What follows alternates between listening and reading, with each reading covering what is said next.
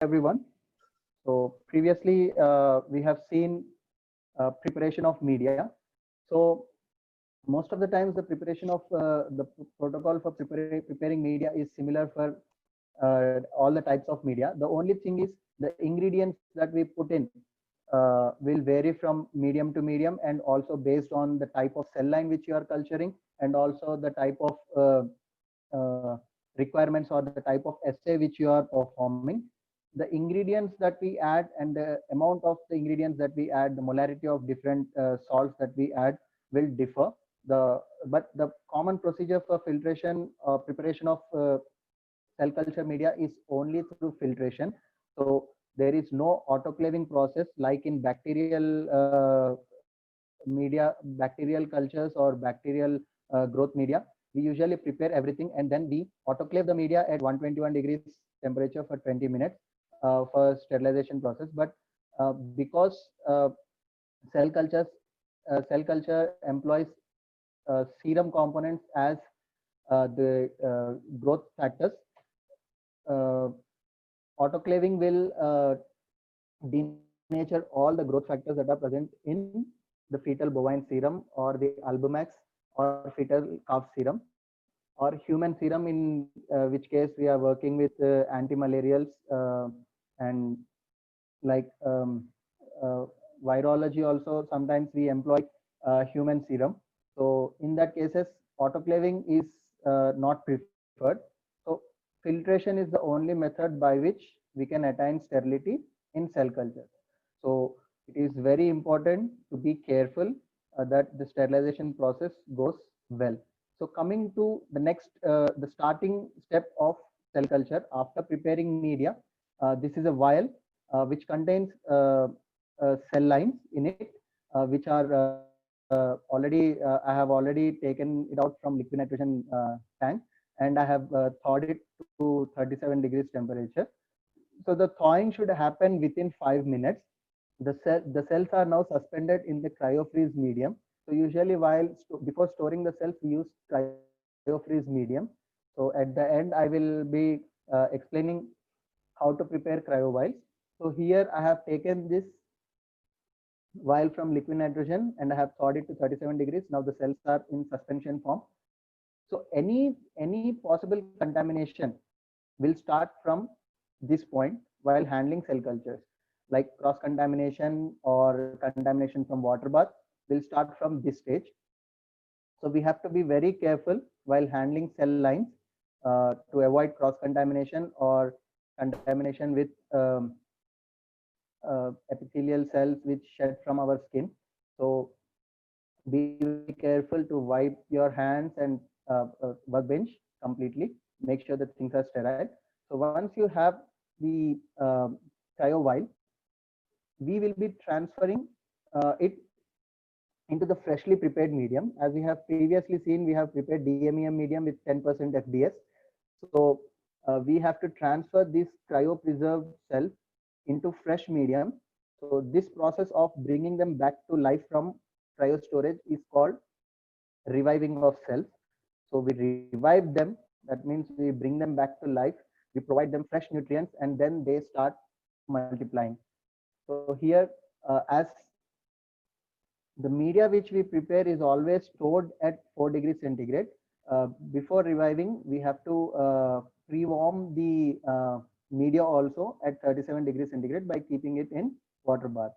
So here we have initially I have shown you I have autoclaved the centrifuge tubes. So these are autoclave centrifuge tubes, 2 ml capacity. So let's take a couple of tubes which are required for us. So once we have placed everything, once we have everything in place, preferably these autoclave centrifuge tubes should be left inside the laminar flow chamber itself to make sure that they don't get contaminated. So initially we keep them inside the laminar airflow and we leave it aside. Whenever we turn on UV, it gets sterilized. So now, once you have the vial, we will be using T25 for reviving of cells. Usually you can also use 100 mm dishes.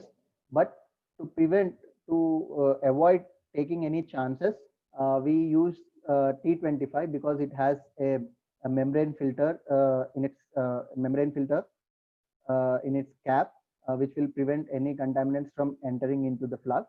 So usually the volume of media which we add into T25 before we revive the cells is 5 ml. You can also add up to 8 ml or 10 ml. The maximum being 10 ml for a T25.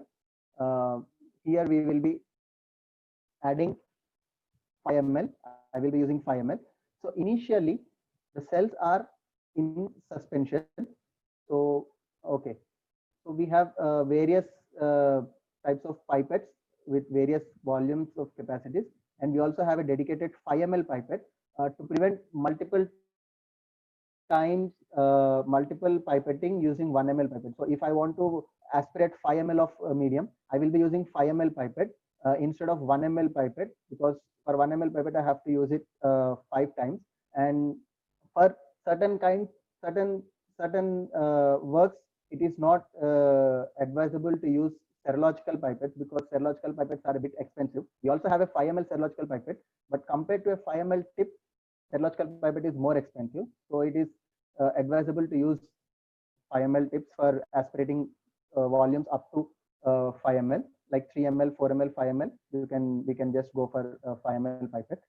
So once the temperature has reached 37, initially we need to add 1 ml of fresh medium. Be careful, do not touch the tip to the surface of bottle or to the neck of the bottle.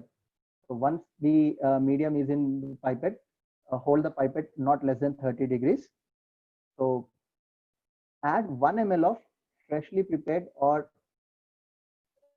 the pre-warmed DMEM or any type of medium based on with which medium you are working. Add it.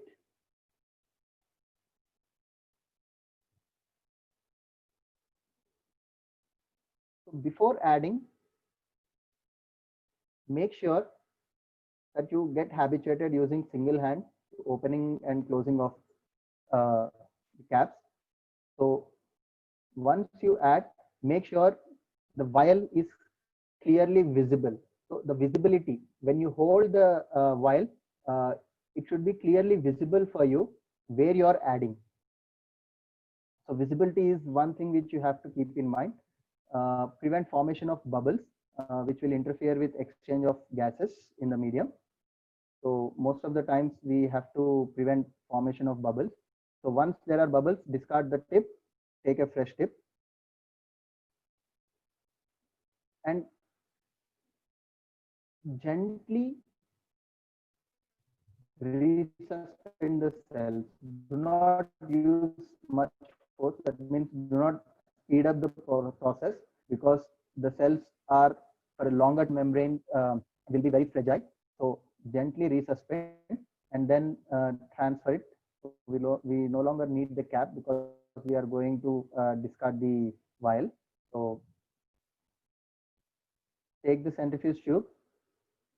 Be very careful during resuspension of cells, because any shear pressure will cause the cells to die. The membrane will be ruptured and the cells will die. So without touching any areas, just gently transfer the content from the vial into the centrifuge tube. So now you can discard the vial. Once you transfer the contents of the vial into centrifuge tube, we will be centrifuging it at 2000 RPM for 5 minutes. So increase in RPM may result in rupturing of cells, because cells are very sensitive at this particular stage. So until and after, once we transfer them into fresh media and they start growing and then they become healthy, at that time you can go up to 2500 to 3000 RPM. But at this stage, the maximum speed that is allowed for centrifugation is 2000 RPM for 5 minutes. So once the centrifuge is done, while the centrifuge is going on, take a 5 ml tip and then carefully transfer 5 ml of fresh medium into the T75 flask. Be very careful while adding medium. So if any bubbles are formed, just gently remove them using the same pipette. And now close the cap and gently spread the medium throughout the surface. Be very careful not to touch the liquid medium to the membrane filter that is present in the cap. So be very careful while spreading the medium across the flask surface. So once the centrifuge is done, you can find a very small tiny pellet.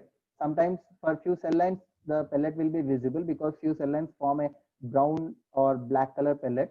But most of the times the pellet is invisible during this stage of work, because vials usually house very little number of cells. So even though if the pellet is not visible, assume that the pellet is present on the outer surface of the rotor angle in your centrifuge tube. So now take a fresh tip. As I said, visibility is very important because the pellet is very small. So you should be clearly able to see where your pipette is going so that the pipette tip will not touch the pellet. Remove the supernatant and then add 1 ml of fresh medium into the tube and gently resuspend the cells. So this process is done to remove why we have initially added 1 ml of fresh medium and then we centrifuged it and then again we are resuspending it in. The cryo-freeze medium contains DMSO as a cryoprotectant. So to remove any traces of DMSO that is present, we centrifuge it. Or else if there is no DMSO in cryopreservant, you can directly add the vial content into the medium. Because we have DMSO, 10% DMSO in the cryopreservant which we use, we usually spin it and then remove the cryopreservant component and then again add fresh 1 ml media so that the DMSO will not show its toxicity on the live cells. So once you add the resuspended cells, gently mix the contents so that the cells will be dispersed evenly. Be careful not to touch the liquid to the cap. So now the cells are actually in suspension. So until and unless they settle down and they attach to the bottom surface, they don't start multiplying or growing. So now once the reviving process is done, we need to keep the T25 flask without disturbing it into the CO2 incubator. So carefully place the T25 into CO2 incubator and do not disturb the plate for 24 hours. So it will take 24 hours for the cells to multiply and double their number. So everything should be pre-planned, like whatever work you are planning, whether it is apoptosis or cell cycle or cell viability assay, everything should be planned and it should be organized in such a way that you will be reviving the cells. If you are reviving the cells today morning, then the splitting or subculturing should happen exactly at the same time the next day. And then the seeding process should happen exactly at the same time the following day. So if you are going for a 24 hours or 48 hours drug treatment, we need to plan accordingly so that everything happens at the same time when we started, at the time when we revived. So suppose if I have revived the cells at 10 o'clock in the morning today, I will make sure that there is 24 hours gap in every step. So this is one thing. So This 24 hours is for CHO cell line. So from cell line to cell line, it varies because from cell line to cell line, the multiplication time, the cell division time varies. Few cell lines will double at 18 hours, and few cell lines will have a very slow growth rate. They double their number at 36 hours or 40 hours. So based on the cell line which you are working, we need to accordingly plan our work. So next is a common step before. Now we have revived the cells. Assume we have revived the cells yesterday. Now I have a T25 which is having cells adhered to it. So I will be showing you images of cells, how they appear. Once they are adhered to the surface, I will be showing you images because I could not capture the videos. So I will be showing you images of how the cell lines appear when they adhere to the surface.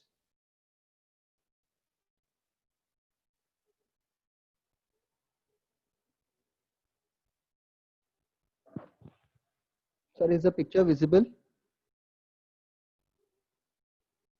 Yes, it is visible. Yeah, visible. Okay. Visible. So here, okay.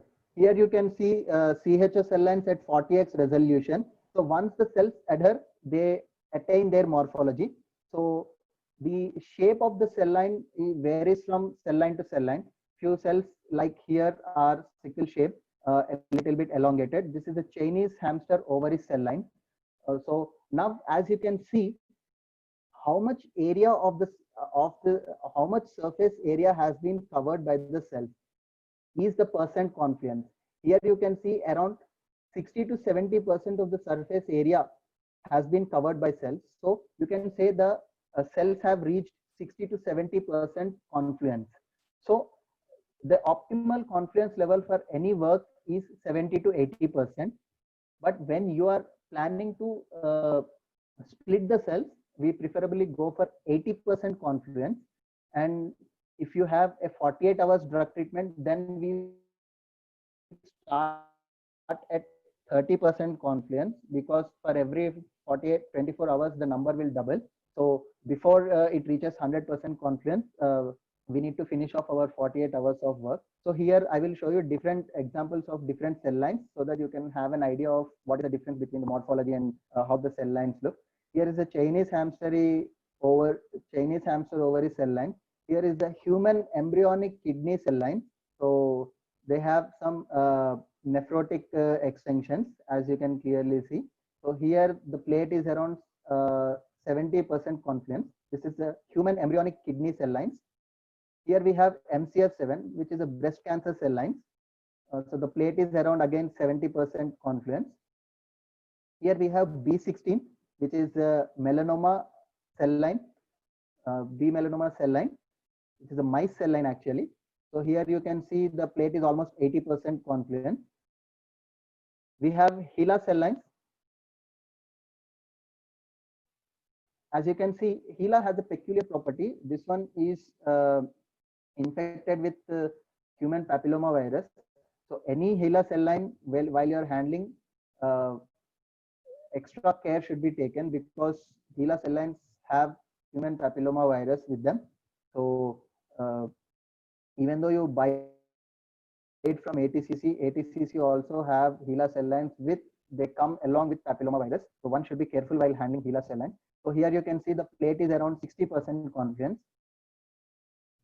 So as you can clearly see the difference between the morphology of different cell lines. So based on the morphology, sometimes we can identify cell lines only to certain extent. Like if my lab has 10 different cell lines and I'm familiar with the morphology of all the 10 different cell lines, then even though if I don't label or if I forget to label a certain cell line, I can just identify it by looking at the morphology. But if you have multiple cell lines, certain cell lines have same morphology. At that time, it will be very difficult to identify which is which if we forget to label. So here is A549, which is a lung carcinoma cell line. As you can see, the confluence is only 20%, 20 to 30%. So A549 is one such kind of cell line which grows very slowly. So the multiplication time, the duplication time is around 30 to 36 hours. So unlike CHO, which will, the doubling time is 24 hours, 23 to 24 hours, A549 cells grow very slow. So when we seed or when we subculture, uh, if we want to attain confluence quickly, then the seeding number should be very high for such kind of cell lines. Here you can see DU145, which is around 90% confluence plate. This is a prostate cancer cell line under 40x.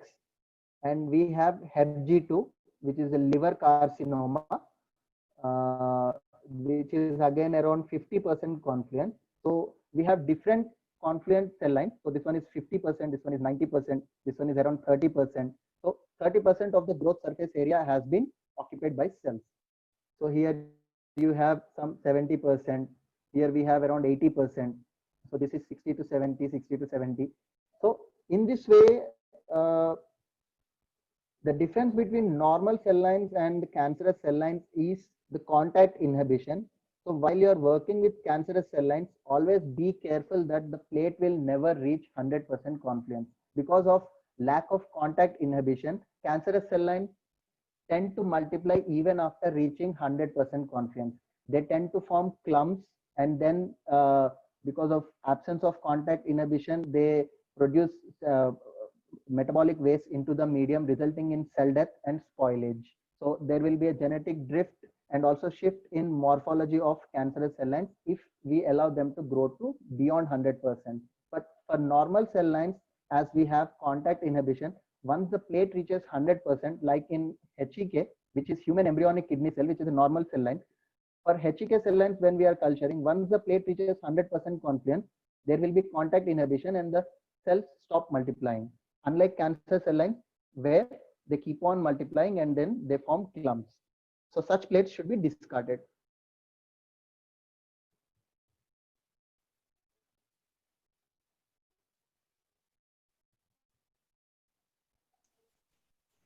So coming back to harvesting cell lines. So as you have seen, the cells, how they look when they after reviving after 24 hours of growth, how they look, you have seen it. Now, whether you want to subculture the cells or whether you want to seed the cells or whether you want to split the cells, the common process is harvesting the cells from the T25 which we have used. So we need to remove the cells from the T25 and then we have to transfer it into fresh medium. So harvesting is a common process for any kind of work, whether you do splitting or subculturing or seeding or any other work, even for FACS, we need to harvest the cells. So let us see the harvesting process. So gently remove the used up media. Be careful because the cells are still attached to the surface. Remove the used media. Try to completely aspirate leftover droplets because we will be using trypsin to detach the cells from the surface. Usually these are polylysine coated. The plates which we use are tissue treated polylysine coated plates. So using 1x PBS, we need to wash the cells.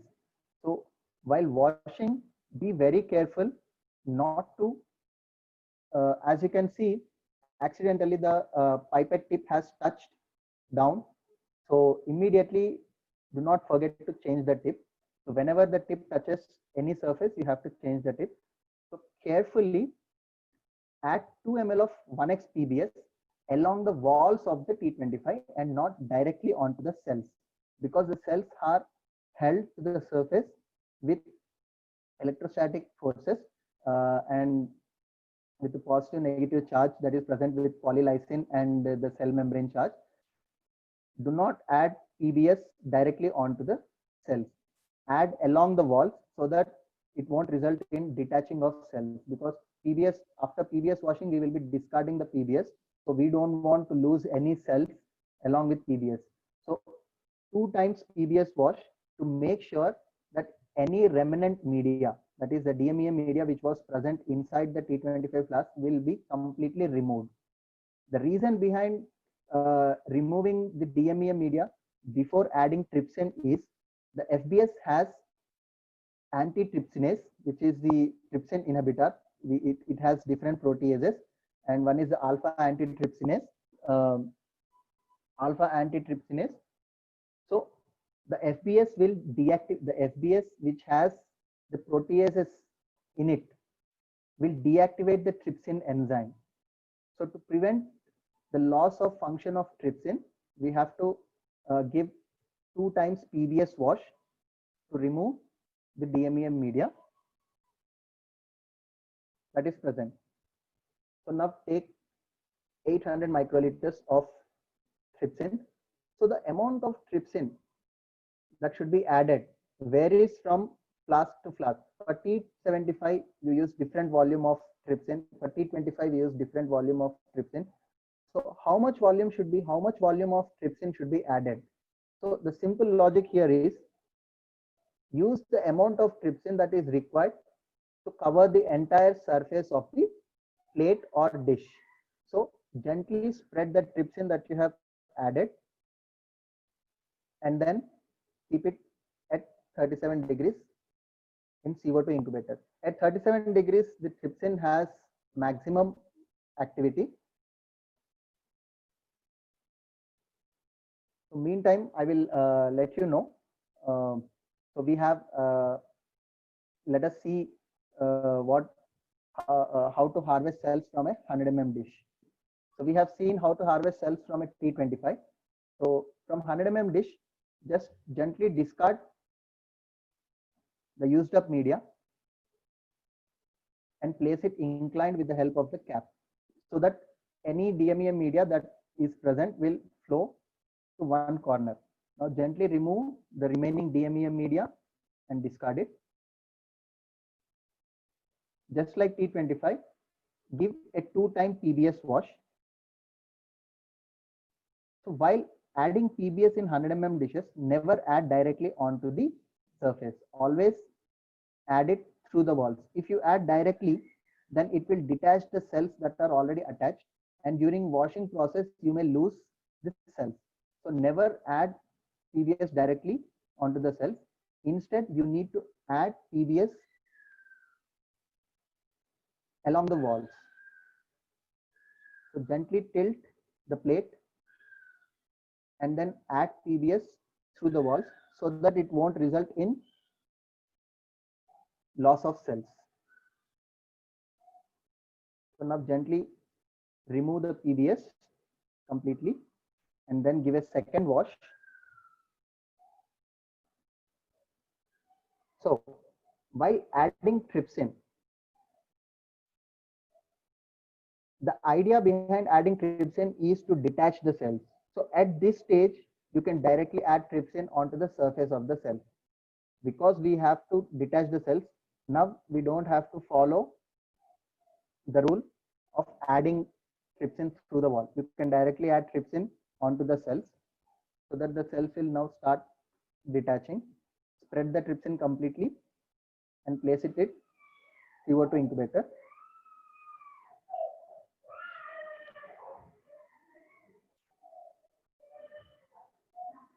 Now, after 5 minutes, you can clearly see cells getting detached and they start flowing down when you tilt the flask. So once the cells get detached, to make sure that any cells which are still bound to the surface of the T25, to remove them, give a gentle tap so that any cells that are still remained attached will get detached, and then we can collect the cells into a 2 ml centrifuge tube.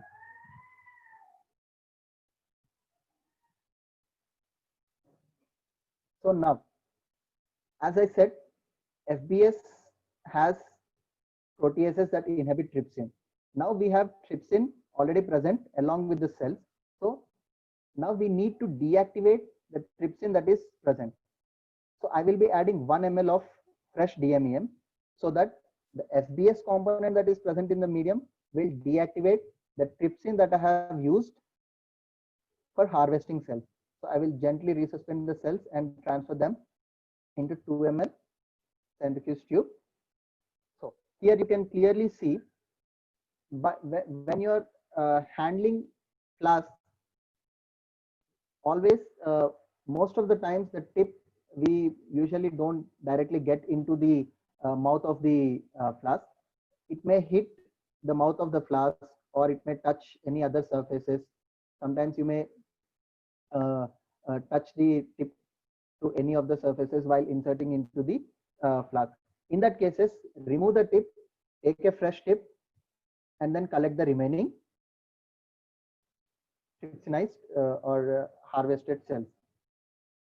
So you can just drop the used tip into the T25 flask and discard it. So now we have harvested the cells. The cells are detached from T25, and now they are transferred into a 2 ml centrifuge tube, which upon centrifugation will form a tiny pellet, which we will be resuspending in fresh DMEM medium. Now, so this one is the centrifuge. This one is these are the cells which I have collected from T25. So please remember, this is a subculture process. So from T25, I am transferring the cells to T75. So without disturbing the pellet, remove the supernatant.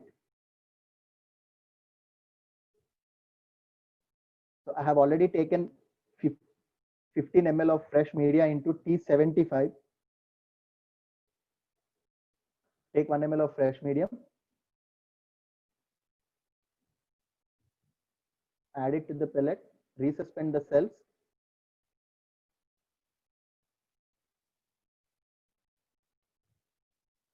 So be very careful, do not use much force. So the resuspension should be very slow. The shear pressure may cause the cells to die. So now carefully transfer the harvested cell into T75. Rotate the flask to form an 8.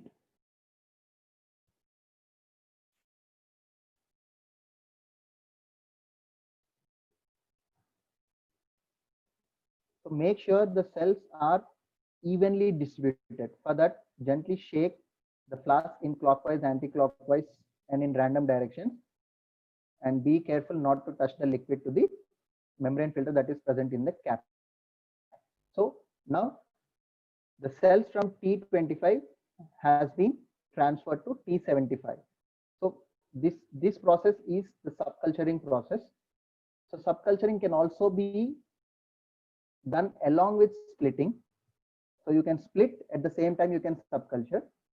So this T75 will go into CO2 incubator, and after 24 hours, the number of cells will double based on the type of cell line. This are the cells which I have collected from a 100 mm dish. So after centrifuge, remove the supernatant.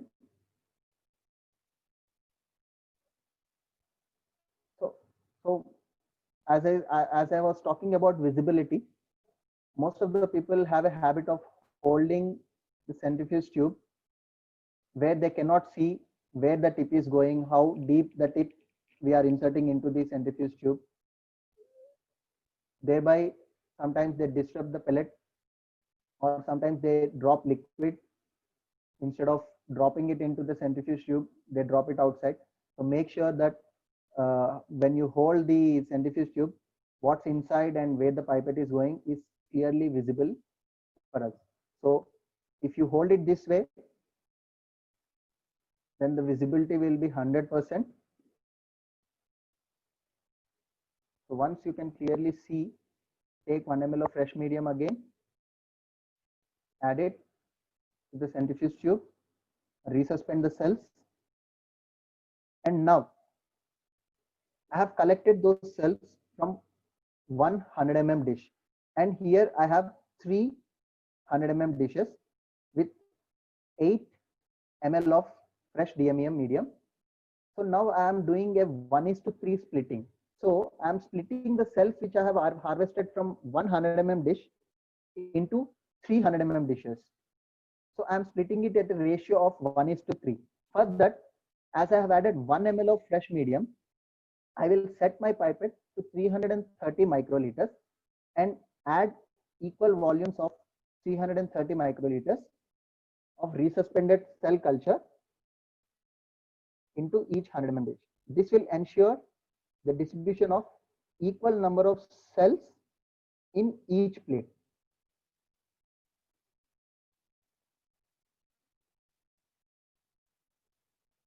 So once we add equal volumes of the harvested cells into 300 mm dishes, this is 1:3 splitting.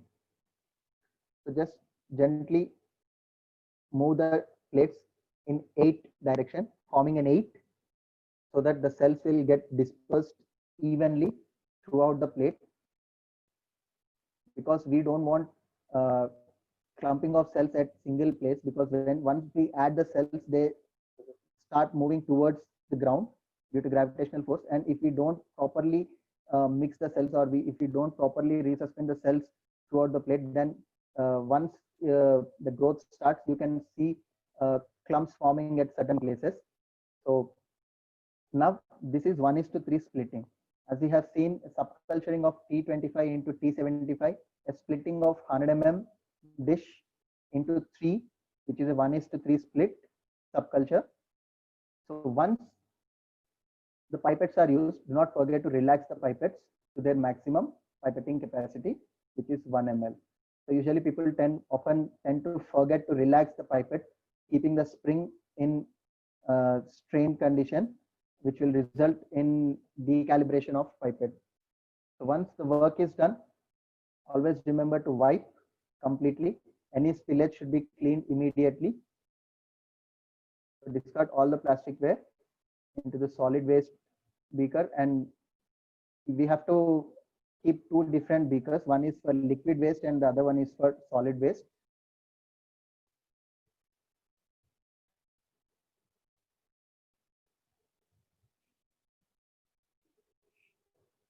So once the work is done,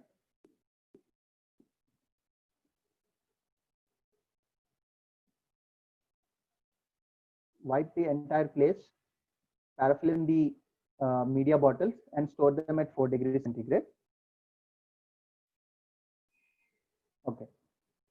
So now we have performed splitting of cells and also subculturing of cells.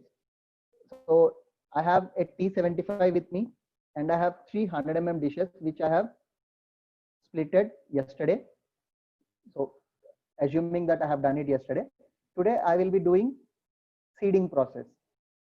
So based on the type of work or the type of assay which you are going to perform, you can either use a 96 well plate for seeding cells. So usually 96 well plate is used for cell viability assays. Here we have a 24 well plate for ROS studies. We often use 24 well plate for ROS studies, 12 well plate for ICPOS, and crude sample testing we will be doing in 6 well plate. So I will be showing you how to seed cells into a 96 well plate. So for which we need a multi-channel pipette, a 12 well multi-channel pipette. The pipettes is always available at 300 microliters, because the maximum holding capacity of each well is 300. So, but we are not going to use 300 microliters in each well. So we will be adding only 100 microliters of medium into each 100 microliters of medium into each well. So as I have earlier said, whether it is subculturing or whether it is splitting or seeding, the harvesting process is the same. The only difference is when you are harvesting the cells, the transfer from where you are transferring, you have a pellet which you have resuspended. If you're transferring the pellet with the resuspended pellet into 300 mm dishes, that is splitting. If you transfer it into a bigger volume, like from T25 to T75, it's a subculturing. And if you want to seed you need to transfer the cells into 10 ml fresh medium, because each well accommodates 100 microliters of medium. There are 96 well plates. So the total volume of the medium that I need to seed the cells is 9.6 ml. But I will be using 10 ml so that during pipette, if any errors happen, I will be not shortened of medium at the end in the last well, where there is a possibility that small pipetting errors will result in uh, medium not left for the last 2 or 3 wells that we seed. So I have taken 10 ml of fresh DMEM medium. So after taking fresh 10 ml DMEM in 15 ml Falcon tube, now I will harvest the cells. Once the harvest is done, so now I will harvest these cells. Once the harvest process is done, I have the cells resuspended in fresh 1 ml DMEM medium. Now,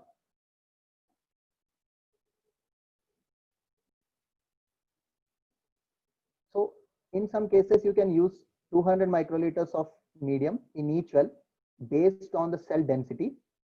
So here, usually for seeding purpose, what we do is we take a plate which is at 80% confluence for CHO cell line. So these are certain standards which in due course of time we have established. For each and every cell line, we already have standards that we have calculated. So I will be explaining for CHO cell line. For CHO cell line, when the plate is at 80% confluence, and once I harvest the cells, I will have 80 lakh cells in it. So I will be taking only 100 microliters of cell suspension, and I will add it into the 10 ml of fresh medium. This will give me around the desired number of cells that I want in each well. So once you add the harvested cells into fresh medium, mix it, and then transfer it into a reservoir.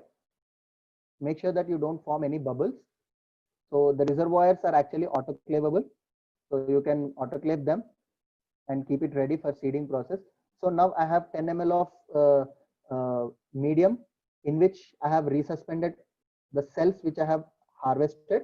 Now I am taking a 12 channel pipette which is set to 100 microliters. So whenever I take 100 microliters of medium into each tip. So we have a multi-channel pipette, so it can accommodate 12 tips at a time. So while you're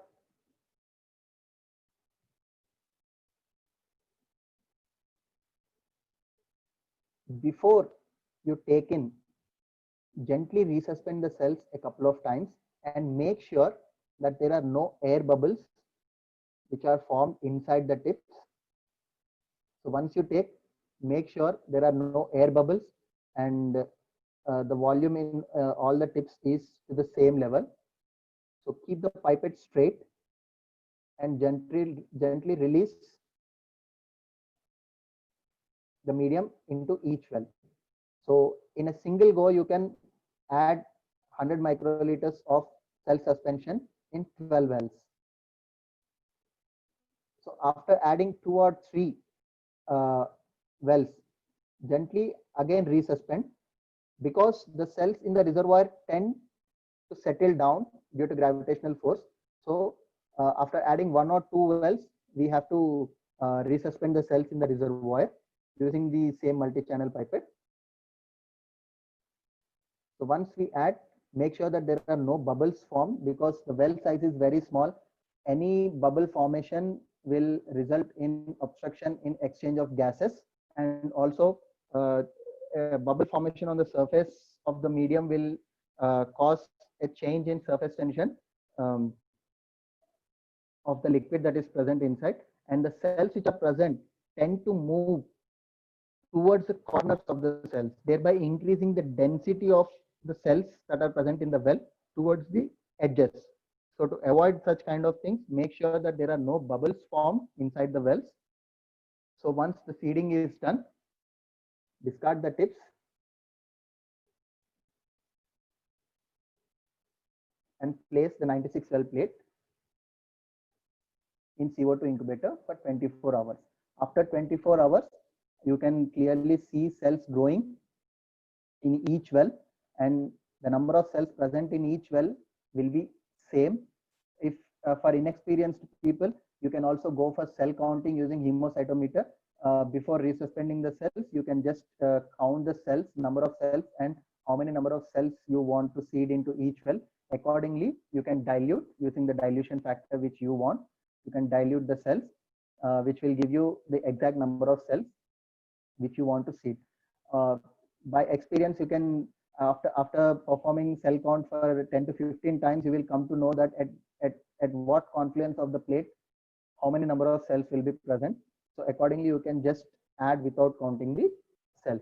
So based on different type of work, you can use different cells, and the seeding density will differ for different plates. As I have said, 100 microliters is sufficient for 96 well plate. The same is not applicable for 24 well plate or 48 well plate or 6 well plate. So 6 well plate has a different diameter based on the number of cells which you need for your kind of specific work. You need to seed that many number of cells. So it is up to your work how many number of cells you want to seed. If sometimes what happens is there will be, as I said, A549 will take 36 hours is a doubling time for A549. For such kind of cells, seeding higher number of cells will make the plate ready to be used after 24 hours. So for rapidly growing cells like DU145, which has a very less doubling time, like 16 hours, it is necessary that we seed less number of cells so that the rapid growth will result in optimal confluence by 24 hours. So now keep the 96 cell plate in CO2 incubator, and the next after 24 hours, the cells are ready to be treated with drugs. So all the drugs, all the dilutions should be prepared. All the drugs dilutions should be prepared in cell culture DMSO. Most of the drugs are soluble in DMSO. Most of the inorganic compounds or organic compounds are readily soluble in DMSO. So coming to DMSO, while drug treatment, the permissible amount of DMSO that can be used for drug treatment is 1%. That means if you have 100 microliters of medium, then the permissible amount of DMSO that you can add to the cells is 1 microliter. So if you have 100 ml of medium, you can add only 1 ml of DMSO to prevent any toxicity that is happening because of DMSO, because DMSO is toxic at 10% concentration. DMSO is usually toxic to the cell line. So to prevent the toxicity that is happening from cell lines, there are few restrictions. So you can only use up to 1% DMSO. So any compounds that you prepare should be 100x. So when you prepare the if the final concentration that you need is 1 millimolar of your drug, then you will be preparing 100 millimolar concentration of drug. And when you add 1 microliter of 100 millimolar into your 96 cell plate, which is having 100 microliters of medium, that will be diluted to a final concentration of 1 millimolar, which is desired by you. So based on the various concentrations that you need, always prepare a 100x solution to the final concentration, so that once you add 1 microliter of your compound, it will be diluted to the desired final concentration. So coming to, so this we have seen subculturing, splitting, seeding of cells, and harvesting. So these are the basic, these are the primary protocols that we follow in cell culture. So from here, based on the assay which you are performing, after seeding, you can either go for ICPOS, or you can go for apoptosis, or you can go for cell cycle, or you can go for MTT assay. So based on what kind of assay you are using or what kind of experiment you are performing, the protocol from this stage will differ for different experiments. So until seeding, the process is common, whether it is seeding or splitting or subculturing. So now we will speed up. see, yeah, now we will see preparation of vials for storage. So once, as we have subcultured, I have shown you, we have subcultured the T25 into T75. Usually we use T75 to prepare vials. When we are supposed to store the cells for future usage, we will be subculturing the cells into T75. From each T75 at a confluence of 80%, you can prepare 6 to 8 vials. So to prepare 6 to 8 vials, you need a plate with a confluence of 80%. So once you have a plate, you need a syringe filter to filter the FBS, because we cannot autoclave FBS. We need sterile FBS, so we will be using syringe filter. So I need only 10 ml because I will be explaining you the process to prepare 10 vials. So an empty sterile falcon tube with a 0.45 pre-filter and a filter. So once we have cells, we will be taking FBS, and then we will be filtering the FBS into falcon tube, and then we will be adding 10% DMSO. So if I want to prepare 10 ml of cryopreservant medium, I will be taking 9 ml of FBS and I will be adding 1 ml of cell culture grade DMSO into it. So this is the composition of, you can please make a note of it. The composition of cryopreserving media in cell culture is 9:1 ratio FBS DMSO. So FBS is 9 parts and DMSO is 1 part. So the composition of cryofreeze media is 9:1 FBS DMSO, sterile filtered FBS and cell culture grade DMSO. So this is the cryofreeze media which we can prepare in the lab. Also, cryofreeze media is commercially available by various sellers like High Media or Gipco or Sigma. So people, those who offer cell culture components, they also sell cryofreeze media readily prepared. But I prefer to prepare myself the cryofreeze media. So it worked out well for me. So once the work is done, we harvest the cells as usually. Instead of adding it into fresh DMEM, I will be adding the pellet into the cryofreeze media, and I will resuspend it properly, and then I will transfer 1 ml of resuspended cells into each vial. If I want to store it at -80, I will be using external threaded cryo vials. If I have to store it at -196, I will be using internal threading. So how to freeze? Freezing should always happen slowly. You cannot directly add 1 ml of harvested cells into the vial and then directly put it in liquid nitrogen. That will kill all the cells. So it is 1 degree centigrade per minute. So the temperature degrees should be gradual. So if your lab doesn't have a 1 degree centigrade cooler, the process to store the cell lines is place them at 4 degrees for 4 hours, and then transfer them to -20 for 4 hours, and then transfer them to -80 overnight, and the next day transfer them back to liquid nitrogen temperature. If we have a 1 degree centigrade cooler, then all we have to do is put them into 1 degree centigrade cooler and put it in -80 overnight, and the next day transfer them into liquid nitrogen. So storing cell lines at -80 is short term, like for 3 to 6 months. But if you want to store your cell lines for longer periods, like 10 years or 12 years, so liquid nitrogen temperatures often can maintain cell lines up to 10 to 12 years. So after completing the work, wipe the entire hood, turn on the UV,